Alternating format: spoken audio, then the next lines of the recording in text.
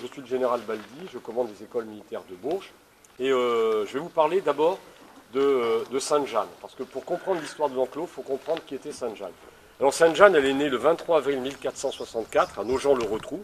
C'est la fille cadette de Louis XI et en fait, dès sa naissance, son père a imaginé de lui faire un beau mariage, parce qu'à l'époque, on avait deux manières d'agrandir son royaume et je dirais sa zone d'influence, c'était les guerres et les mariages.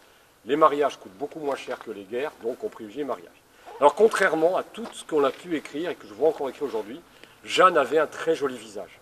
Voilà. On la représente souvent de manière assez taciturne. En fait, elle avait un très joli visage, les chroniqueurs sont clairs. Mais elle a une malformation à la naissance. On va la surnommer à l'âge de 5 ans la boiteuse, l'estropié. Et en fait, cette infirmité va s'accroître avec le temps.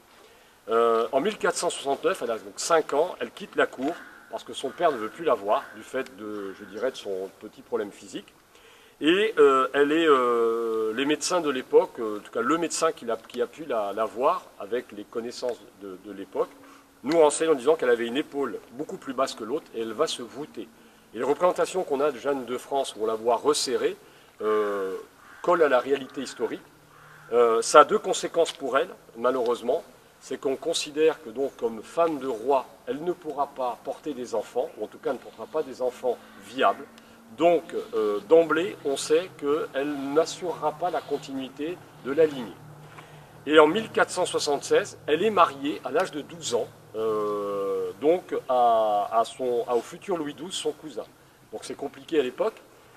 Et là, on trouve le premier signe qui va conduire à la création de l'ordre des Annonciades, c'est qu'elle voue son existence à la Vierge Marie. Voilà. En même temps, son père, Louis XI, fait réciter des Ave Maria un peu partout dans le royaume. Donc, premier signe. En 1483, son père décède, c'est son frère Charles VIII qui devient roi. Charles VIII meurt assez rapidement, mais, première anecdote de l'histoire, Jeanne de France a épousé Louis XII, le futur Louis XII. Il tente d'évincer son beau-frère du trône de France. Il est emprisonné dans la Grosse Tour. On reparlera de la Grosse Tour. Donc Jeanne de France vient au chevet de son époux. Elle a 14 ans. Elle vient au chevet de son époux, ici à la Grosse Tour. Et les chroniqueurs nous disent qu'elle passe dans la rue, qui ne s'appelle pas encore la rue du 95, qui ne s'appelle pas encore la rue du Vieux Poirier, mais qui s'appelle la rue des Larrons.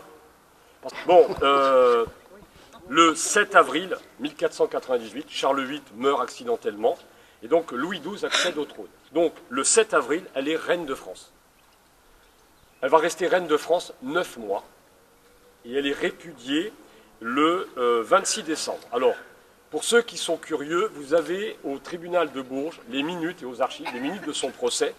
Donc le procès, le pape donc, annule le mariage sur deux principes. Le premier, c'est que son prédécesseur a autorisé un mariage, elle n'avait pas 12 ans réellement. Donc la loi à l'époque fixait le mariage à 12 ans. Sa mère, Charlotte de Savoie, a accouché de son premier enfant à 13 ans. Ça vous donne un petit peu quand même les pratiques de l'époque. Hein. Et donc en fait, le 26 décembre, elle est répudiée, elle perd son titre de reine de France et devient duchesse du Berry. Et donc le 27 mai 1500, il lui reste 5 ans à vivre. Elle rentre par l'actuelle route de la gare, dans Bourges. La ville est pavoisée. Les Berruyers sont heureux d'avoir une duchesse, parce qu'à l'époque, quand on a une ville d'importance, hein, Bourges, on est sur 10 à 15 000 habitants, en fonction des hameaux que l'on compte autour, avoir une duchesse qui réside à plein temps dans la ville, ça assure d'abord une stabilité économique et la présence d'une garnison, donc de soldats, donc la défense de la ville. Okay. En 1500, au moment où elle arrive, elle dit à son confesseur je vais créer un ordre religieux. Donc elle va tenter par deux fois, je vous résume rapidement pour qu'on puisse aller dans l'église, elle va tenter par deux fois d'obtenir du pape l'autorisation de créer un ordre religieux contemplatif dédié à la Vierge Marie. Par deux fois, le pape va lui refuser.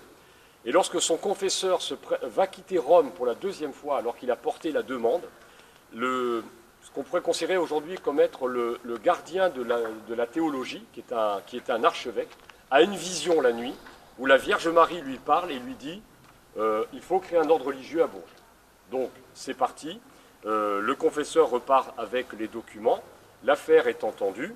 Et en 1502, le 12 février, le pape l'autorise à créer cet ordre religieux, le 15 février, elle crée l'Annonciade. Voilà, publication, on crée l'Annonciade. Voilà un petit résumé rapide en 3 minutes.